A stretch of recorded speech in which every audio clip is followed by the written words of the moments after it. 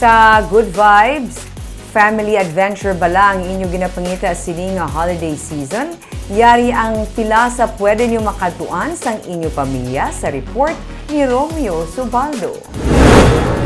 Dili sa Talisay City sa Negros Occidental, pwede maka-family bonding o barkada adventure sa Barangay Katiligban, mga 30 minutes na drive halin sa Bacolod City.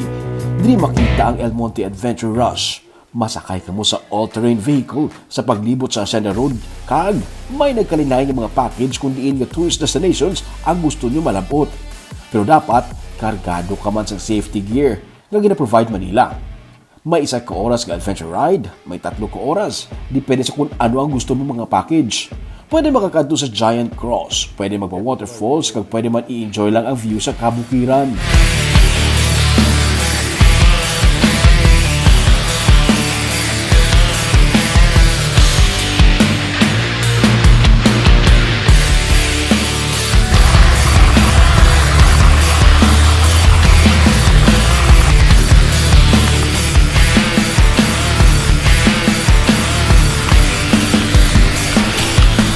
Kag luga nga adventure kung magbubu ang ulan, pinasayang experience, kag adrenaline rush.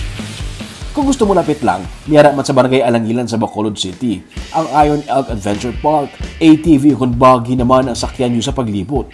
Kag pwede man gamiton ng ilang trail sa pagbike. Family bonding ang ginatanyag sa lugar, pwede maglibot sa Bantug Lake Ranch o kung magpa-grassland sa Banwa sa Busya. Depende sa trip nyo nga trail.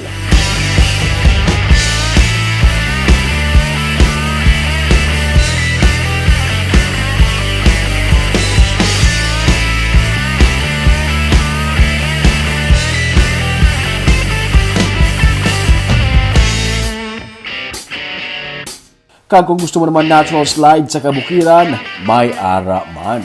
Sa Canlaon City sa Negros Oriental, may ginatawag na Padudusan Waterfalls and Natural Slide. Makita lang ini sa Google Maps sa unan lang sa La Castellana. Yara ini mismo sa tiilan sa Bulkan Canlaon. May waterfalls kag may natural slide. Ang slide nahurma sa parayon nga pag-flow sa tubig sa sulod sa pila na katuig. The more nga nagadako ang tubig, the more man ang mag-enjoy ka sa slide. Ang tubig sa waterfalls ice cold. Paborito man ini nga diving spot sa mga turista. Bata man o kung tigulang, naga-enjoy sa pag-slide diri.